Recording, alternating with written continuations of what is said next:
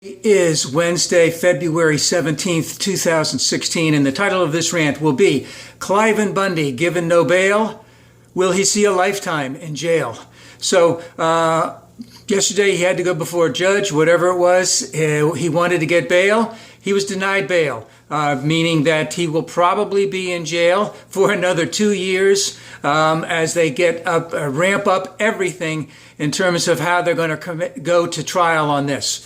And just a couple of the charges: conspiracy, 5 years; obstruction of justice, 10 years; assault on a federal officer, 20 years. So, and I'm sure they're going to have lots of other types of things that are going to go on, other charges in addition to that. Of course, he's in Oregon now. I'm not sure when he's going back to Nevada, blah, blah. But I could easily see this taking at least a year, if not 2 years, for this to accomplish. The government will be exceptionally thorough in everything that they are going to present in court, because they want this guy to go down, and to go down hard.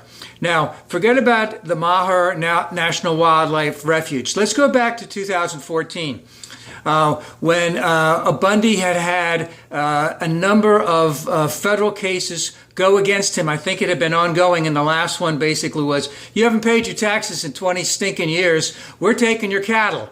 And, and he had a call to arms to all of his, let's just call them rogue marauders, who had guns, that this was a case of freedom, that he should have the freedom to graze his cattle on federal land and not pay any money to them for that at all. And of course, you get really cheap rates when you do that on federal land, but he didn't want to do anything. And of course, in the indictment, it said not only did he graze on federal land, he didn't even monitor his cattle on federal land. They wandered onto highways where there was problems there.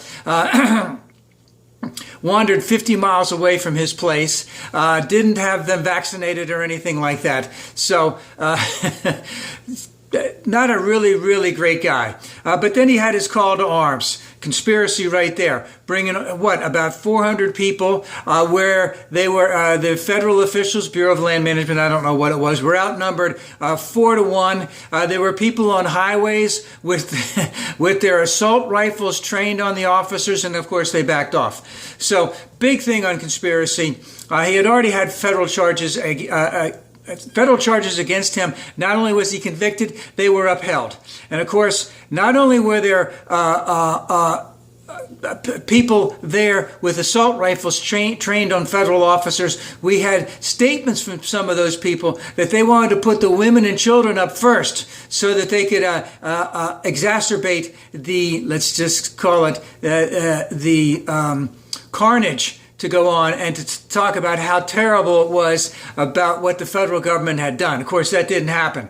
And I had been curious, tad bit upset, wondering why they hadn't gone in and gotten Cliven in the last 2 years. And of course, the charges include the fact that since that time, when the federal government backed off on taking those cattle, that he has stayed mostly around the ranch. He has personal bodyguards. He also has armed checkpoints at his place. And he also has what was referred to as militia training going on there. So obviously the federal government not wanting to have anyone hurt in reference to this, because they knew, number one, that would be a call to future arms, and that Cliven would be a martyr, and that anyone else would be a martyr. I do believe also that one of his bodyguards basically indicated that, if you come to us, we're gonna defend ourselves.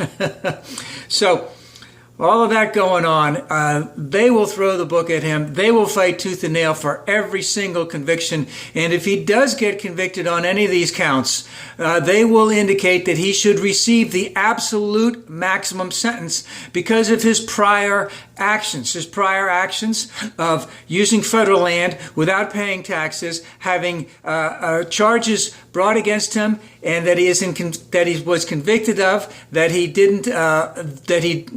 still didn't pay, let's just say, and the fact that he doesn't believe there's a standing for the federal government out there at all. Now, I've read some reports on it. Some said he was more than 70. I think most of them said he's 69. He's going to be in jail for at least a year before there's a trial. It may be a long trial. And he has high blood pressure.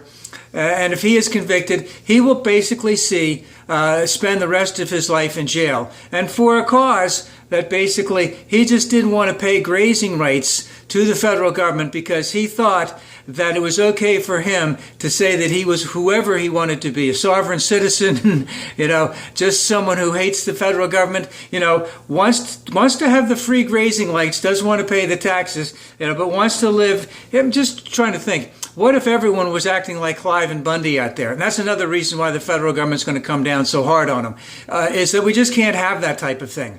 Now, to take this to another perspective, this is something that you see, and it's actually going on, that you can see the actual elements of going against the government, so to speak.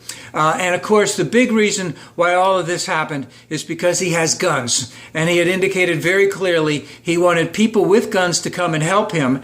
And that he clearly indicated, and his subordinates clearly indicated, that if you come to get him, we will defend ourselves with guns. Now, I just want to bring up another thing, is that the Koch brothers have signed on in some ways to start looking at this type of thing, where we need to get the states' rights to take the federal land away. We need to open up this stuff. Again, it's a naked ploy in terms of freedom, basically to strip the land of all the timber, of all the mining, of all the grazing, etc., and give nothing back to the federal government at all. It's a powerful ploy to take that stuff away.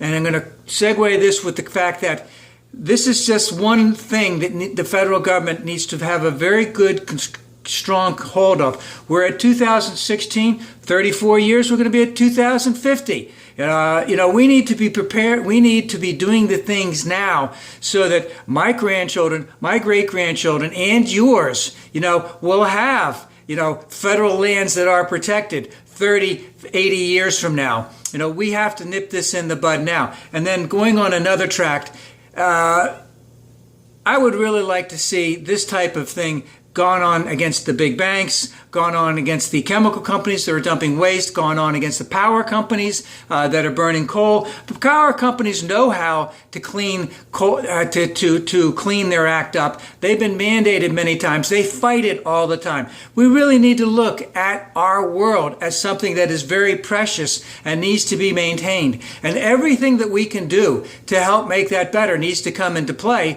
And the unfortunate thing is that the power companies, the petrochemical companies, the big banks, they're doing everything they possibly can to rape the average American worker of their air, their water, their finances, and strictly so that they can make more money for themselves. And Cliven Bundy is, is a big example of that, in terms of he's willing to do it with guns. They're willing to do it by trying to enact legislation that says, we can pollute the water, we can pollute the land, we can rape the people, we can put out bad mortgages and all this other stuff. And again, one of the many things that we need to start with Cliven, go to the rest of them. Let's go now.